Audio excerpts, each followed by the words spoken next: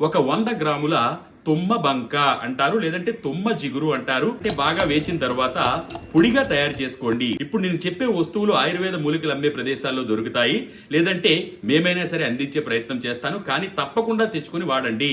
ఒక 100 గ్రాముల తుమ్మ బంక అంటారు, లేదంటే తుమ్మ జిగురు అంటారు.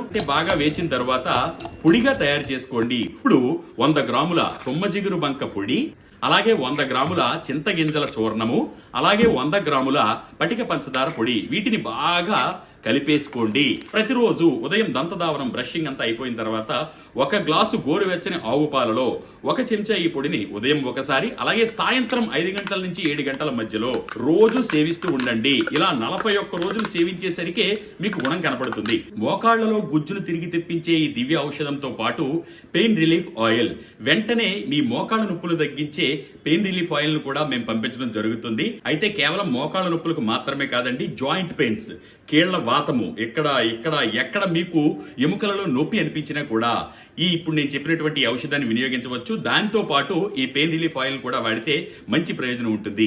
మరి ఇవి కావాలి అనుకున్న వారు 6303338711 లేదంటే 6300884017 ఇవి మా నంబర్లు. మేము ఉదయం 10 గంటల నుండి సాయంత్రం 5 గంటల వరకు ఫోన్లో గానీ వాట్సాప్ లో గానీ అందుబాటులో ఉంటాము.